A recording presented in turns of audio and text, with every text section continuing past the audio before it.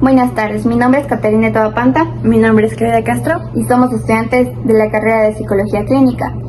Nos complace dar inicio a esta entrevista especial centrada en la intervención en crisis con un enfoque en la población infanto-juvenil. Hoy tenemos el honor de contar con la presencia de la magíster Marta Barros, especialista en esta población y que a lo largo de su carrera ha desarrollado diferentes estrategias efectivas para abordar situaciones difíciles y promover la estabilidad emocional en los más jóvenes. Acompáñennos mientras exploramos su experiencia, enfoques y consejos para intervenir de manera eficaz en crisis emocionales en este importante grupo de la sociedad. Sin más preámbulos, demos inicio a nuestra entrevista. Por favor, doctora, ayúdenos presentándose. Muchísimas gracias por tomarme en cuenta para estas entrevistas, pues espero poder hoy día colaborarles de la mejor manera. Bueno, como ya lo dijo Catherine, mi nombre es Marta Barros, yo soy psicóloga clínica infantil y tengo una maestría en lo que es salud integral del adolescente. Bueno, ya llevo 24 años ejerciendo la profesión y pues me dedico totalmente al campo infanto-juvenil. Y en los últimos años también a trabajar con el tema de lo que es los autismos. ¿Nos podría explicar qué es una intervención en crisis?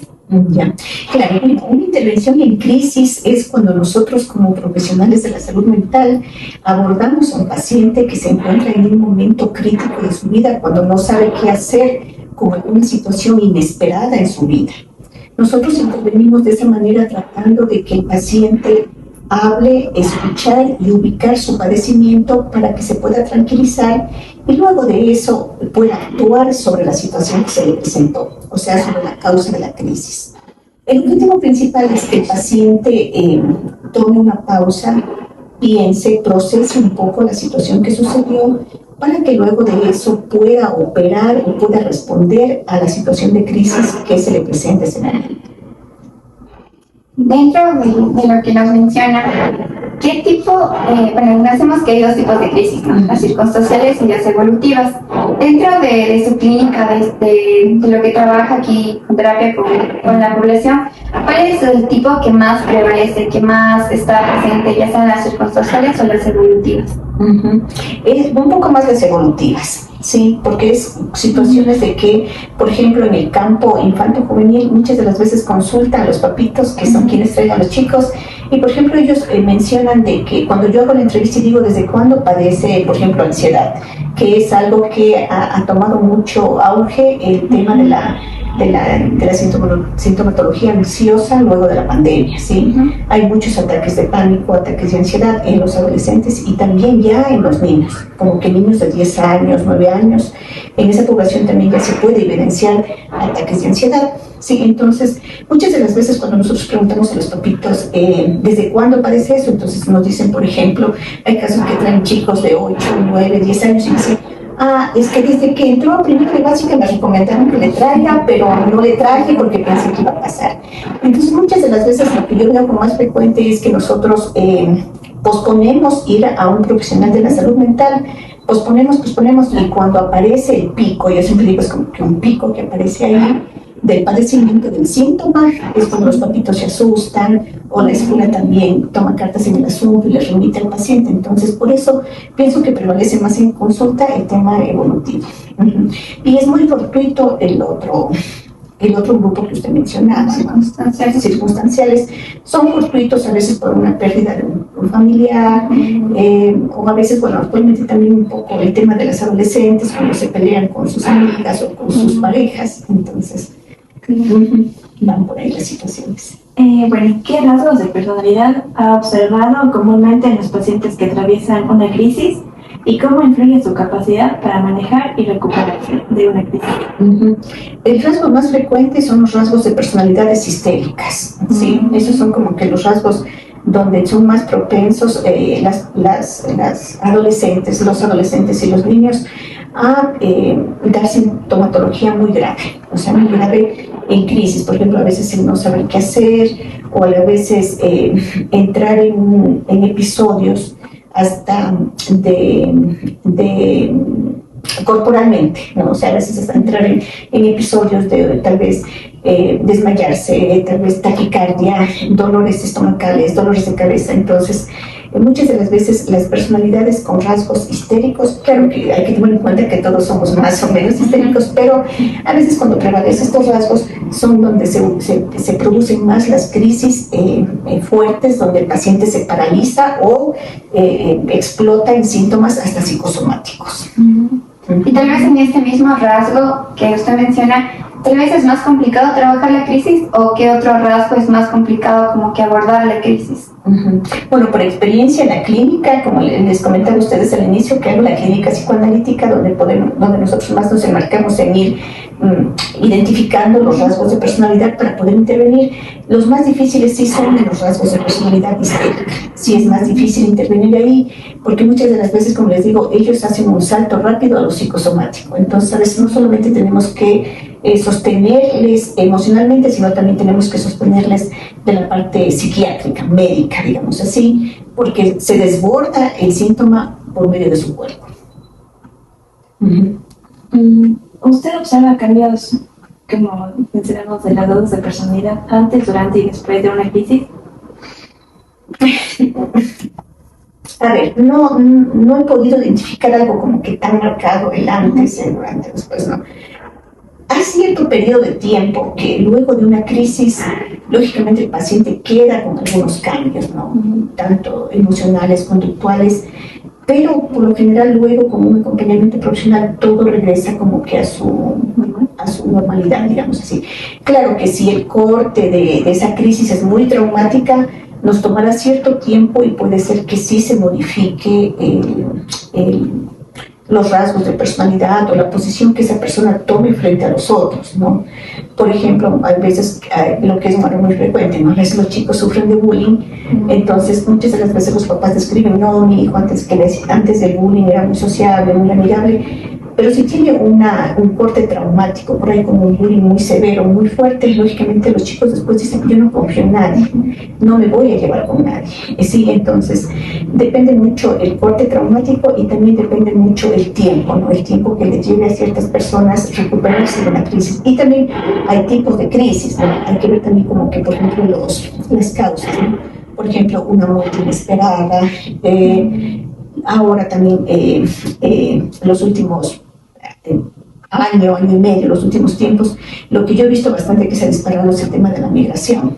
¿Sí? Entonces, hay también un evento traumático, que ese evento traumático marca un antes y un después definitivo. O sea, lamentablemente ahí hay un antes y un después.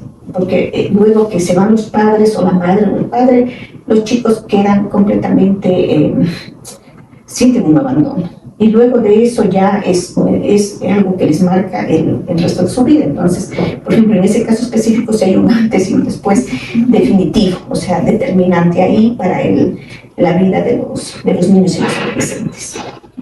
¿Y ves notado como que una diferencia entre, por ejemplo, una persona que pasa por su primera crisis y otras que ya como que las crisis son constantes, como que ya son recurrentes? Una diferencia entre los dos casos. Entre los dos casos. Sí, se nota una diferencia, porque por ejemplo, a veces los chicos pasan su primera crisis, ¿no? Por ejemplo, su primera aparición en un ataque de pánico. Se asustan mucho, y se asustan mucho ellos, y se asustan mucho las familias, y llegan por lo general a la emergencia en un hospital, porque presentan ya síntomas físicos, ¿no? Taquicardia, los chicos, como le digo, describen de que tienen una presión en el pecho, que sienten algo les va a pasar, entonces siempre llegan a las salas de urgencias o emergencias de los hospitales para hacer exámenes físicos, ¿no? Y que está bien eso para descartar cualquier situación. Entonces, en esa primera crisis es como que es algo nuevo y ahí está un miedo, un susto de que algo me va a pasar, ¿sí? Pero luego, cuando ya hacen una intervención y no les explica, los chicos muchas de las veces uno va apoyándoles, escuchándoles, y además les va dando como que alternativas que son prácticas, ¿no? Es como que, por ejemplo, respirar.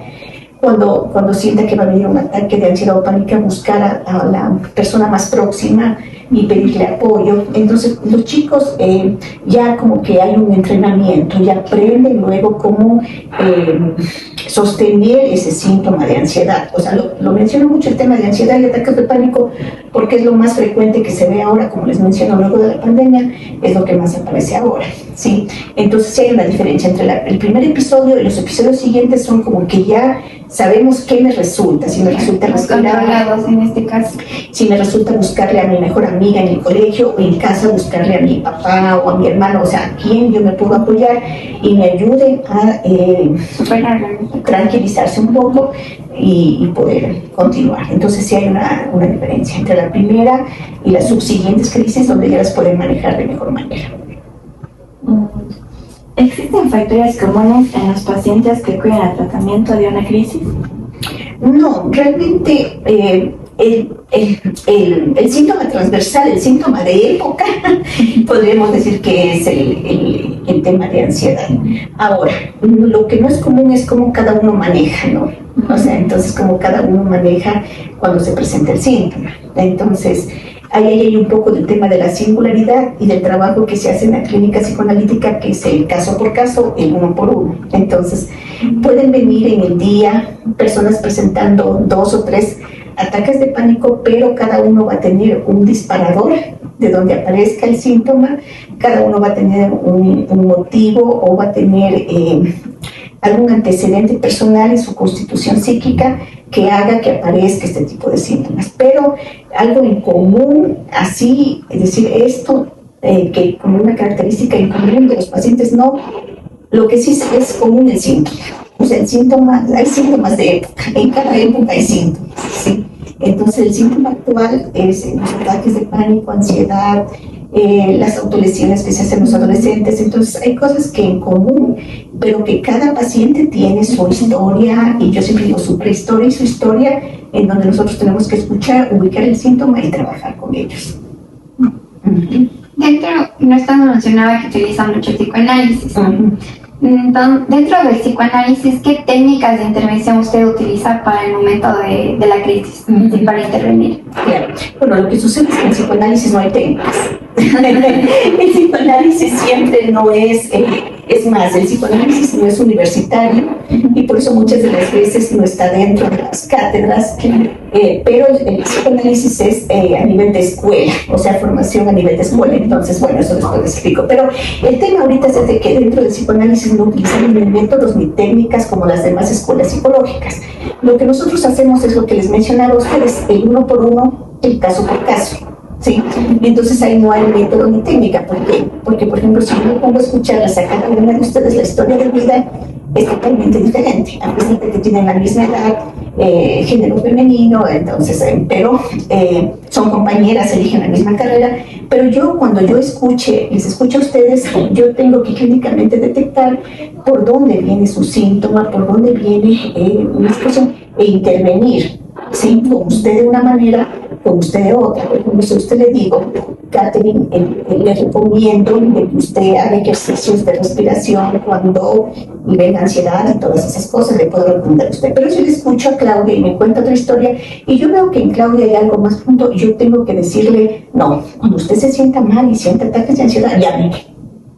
Sí, entonces en psicoanálisis ese es el uno por uno que les digo. Entonces por eso no tenemos ni métodos ni técnicas para decir esto es lo que no homogenizamos las intervenciones, sino es el uno particular, o sea, cada uno es un individuo diferente y por ende cada uno tiene su forma de intervención. Como les digo, o sea, a usted le puedo dar una indicación y a Claudia otra, escuchando qué es lo que cada uno necesita. Entonces, por ejemplo, a veces, muchas de las veces en los espacios que trabajamos psicoanálisis, la pregunta siempre es esta, porque nosotros cuando estudiamos psicología, me decían métodos, técnicas de intervención, y es más, hoy día en el mundo mercantilista que vivimos hay muchísimos métodos y técnicas que, bueno, yo no sé de dónde los inventan, pero bueno, sacan métodos y técnicas.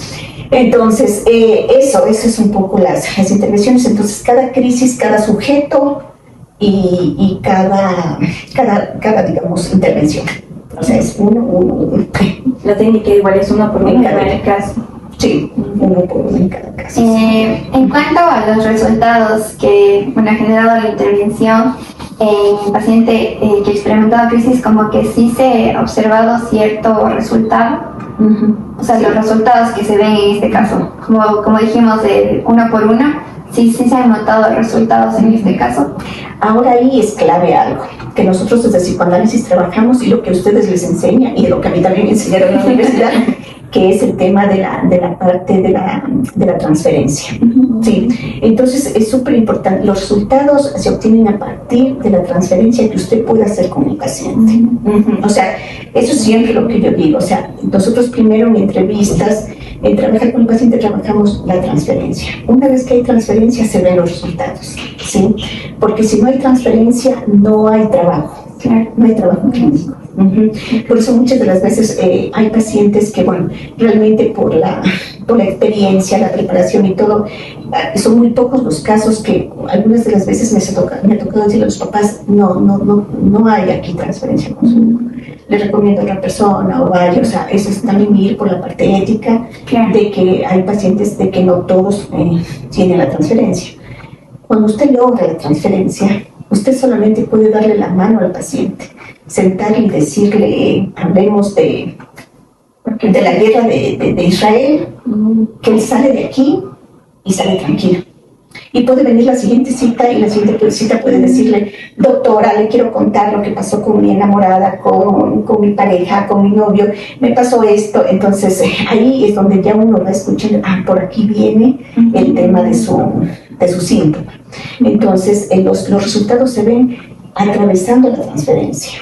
Sí, entonces trabajando esa parte de la transferencia, pero también hay que tener claro que la transferencia no es ponerse uno como que muy atento con el paciente, ¿no? Ojo también con eso, o sea, hay que poner siempre buenos días, buenas tardes.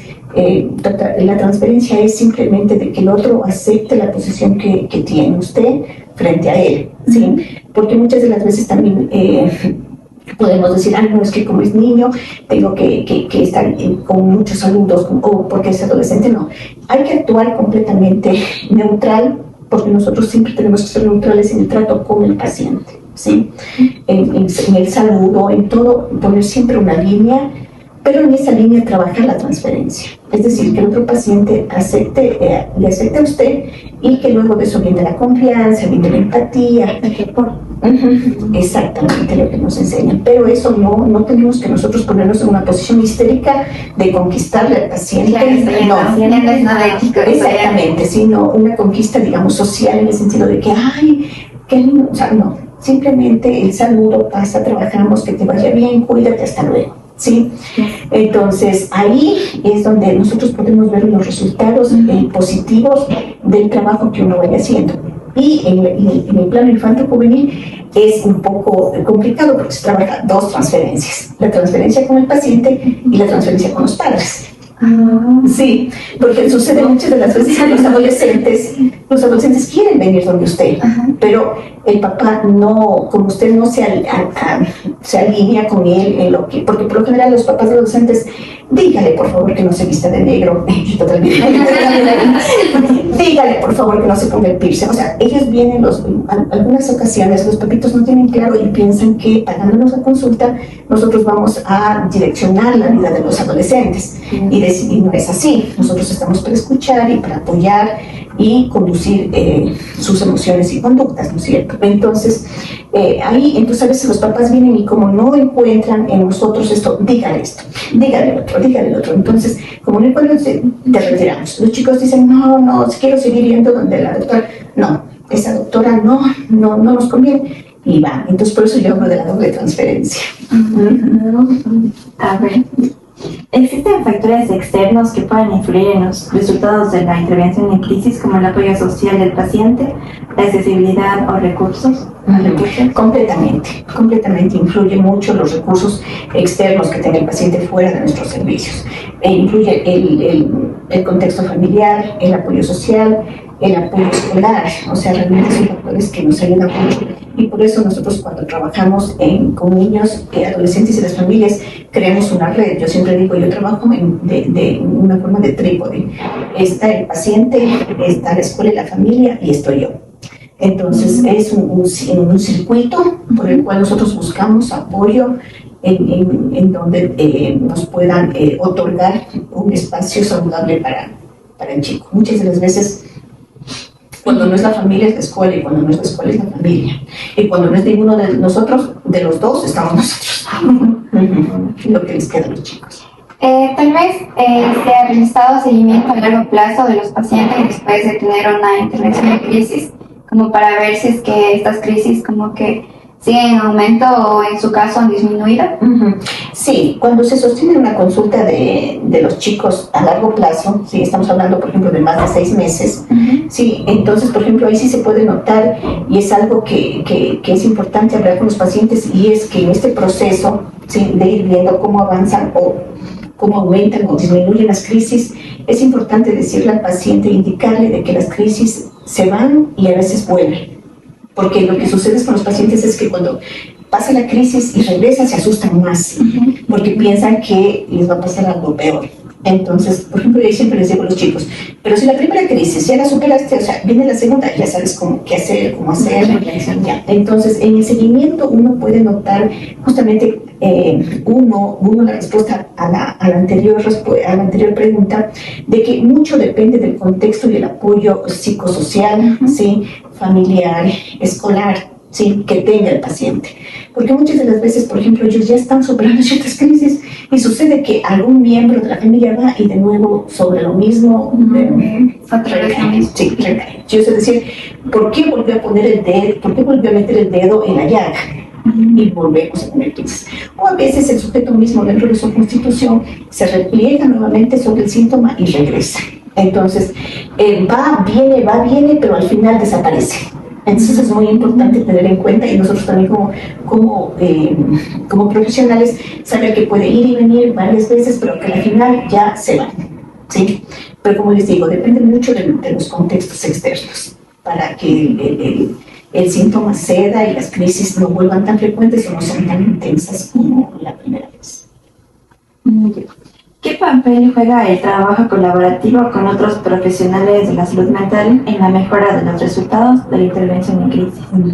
Fundamental. Yo soy de las personas que pienso que la interdisciplinaridad es lo mejor.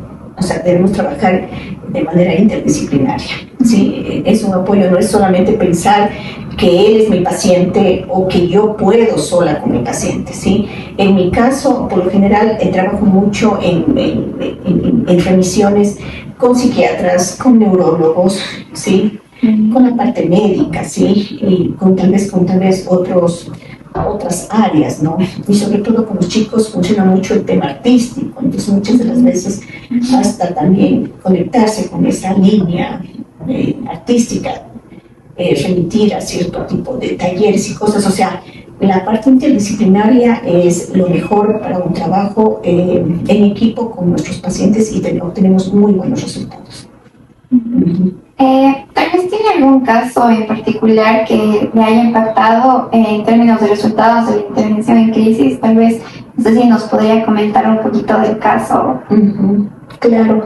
Bueno, yo tengo un caso que como me hace la pregunta Catherine, de que ha marcado un poco mi parte profesional, y era un caso que, bueno, es un poco extenso, pero lo voy a resumir para ustedes. Era un caso de un niño de 4 años. Sí, era un niño de 4 años que consultaron los papás porque el niño pegaba, ¿sí? Pegaba a todos. O sea, si los señores eran de cierta religión y se reunían cada semana, el niño iba y pegaba a todos. Se iba a la escuela, pegaba a todos. Se iba donde los abuelos, pegaba a todos. Entonces a todos pegaba. Cuando vino a mi primera consulta, yo estaba sentada acá al frente y el niño y el papá estaban donde ustedes estaban sentados. Donde estaban sentadas. Entonces, los papás comenzaron a contar que el niño pegaba y el niño se levanta a pegarle, ¿sí? Y se levanta y pegaba, o sea, no es que él venía y así, no, él te pegaba, o sea, te daba patadas y pegaba. Realmente eso sucedió más o menos hace unos 5 años. Y en esa época, bueno, hablamos de 19 años de mi profesión, y nunca ningún niño me había pegado. O sea, sinceramente, por eso les comento este caso, porque era la primera vez que me pegaban, primera vez que me pegaban ese caso. Entonces, es un caso muy, muy especial y que, bueno, en algún rato, en en algún estudio que hice, lo presenté como un caso clínico y ganó esa parte de la ponencia del caso clínico. Bueno, se levantó en el ponencia. Yo realmente, como era la primera vez que un niño me pegaba, y un niño tan chiquito, yo entre mí pensaba, ¿qué hago? ¿Qué hago? ¿No? O sea, ¿qué hago? Y los papás. Claro. Entonces, cuando me pegaba, y los papás decían, no le pegues a la doctora, se me pegaba. Entonces, yo opté primero por ignorar que me pegaba, porque me pegaba duro, o sea, me pegaba aquí en la canilla y todo. Entonces, yo ya, tranquila, en un rato ya, no me pegues, o sea, hacia un lado, o sea, ya lo separé corporalmente, bueno, todo pasó. Entonces, bueno, se acabó la consulta y terminé yo bien pegada. Moreteada. Entonces, bueno, lógicamente el niño ya después vino, ya venía solo, entraba solo y lógicamente él venía preparado. O sea, yo mientras que lo esperaba acá en el área de juego, sentada en la mesa, yo venía preparada a pegar. Entonces, algún rato yo siempre lo sostenía para que no me pegue, ¿no? Bueno, entonces, como yo les digo que trabajo en la clínica de psicoanalítica, en la clínica psicoanalítica nos ponemos a pensar los significantes y los significados que hay en las actuaciones de las personas. Entonces, bueno, yo había pasado, y también era como que un caso medio rápido que se resolvió, porque a veces toma mucho tiempo resolver, en pensar y encontrar ese significante en el paciente. Entonces, bueno, yo me puse a pensar que este guagua pegaba. Entonces, el lenguaje es muy importante. Entonces, bueno, me voy a ver, pegar, ¿qué acepciones tiene? Pegar es pegar un golpe, ¿no es cierto? Agredir a otro, nosotros culturalmente decimos pegar. Pero también pegar tiene la sección de unir, ¿sí? De pegar con goma o de pegar con cinta. Bueno, entonces digo, bueno, este niño quiere pegarse o quiere pegar a alguien, y la historia de él, su prehistoria y su historia era que siempre estaba pegado a mamá. Él no podía despegarse de mamá. Entonces todo el tiempo estaba pegado, y era curioso porque hasta el nombre, por ejemplo, era un nombre compuesto de la mamá, y el nombre de él se desprendía de una parte de ese nombre de la mamá, ¿sí? Se desprendía de ahí. Entonces, por ejemplo, no se me ocurre ahorita, porque bueno, no puedo mencionar el nombre, pero se me ocurre un nombre, por ejemplo, de que está compuesto y se desprende de ahí el nombre, ¿ya? Bueno, yo digo, este niño, me pongo a pensar, me pongo a analizar, y digo, este niño pega porque quiere estar pegado a alguien. O sea, por ahí vino mi lógica clínica. Bueno, entonces cuando él vino a una sesión, yo lo que hago es preparar cinta. Entonces digo, a ver, para que no me pegue, le voy a dar cinta, le voy a poner goma en la mesa y voy a poner cinta, cualquiera de las cintas, para que él ya no me pegue físicamente, pero coja eso y con eso pueda pegar algo, o pegar en mi cuerpo, o pegarse en el cuerpo de él. Entonces, cuando él vino a una consulta, lo curioso fue de que yo me había puesto en las manos, me había envuelto la cinta masking, ¿sí? Y cuando él vino a pegarme, yo le hice así, aquí en los hombros. Y él se dio cuenta que se pegaba y me queda viendo y se asusta. Y cuando él se asusta, yo también me asusto. Porque también el tema de la clínica psicoanalítica es creativa. Con niños es creativa. Bueno, creo que con todos. Utilizamos mucho la creatividad y mucho pensar qué hago con este niño, qué hago con este caso. Cuando yo hice esto, me queda viendo, se asusta, yo me asusto, y él comienza a reírse. Y yo también me comienzo a reír. Y de ahí él me pide que también le envuelva la cinta, y comenzamos entre los dos a corrernos por aquí, a pegarnos con la cinta. Sí, esa fue una sesión de intervención donde yo dije, este es el significante con este guagua, pegar. Bueno, pasó, luego de eso pasaron la segunda sesión, que hizo el mismo juego, la tercera sesión, hasta la cuarta, quinta se olvidó. Luego hablo de cuarta, quinta, luego de la cinta. Se olvidó del juego de la cinta y todo eso.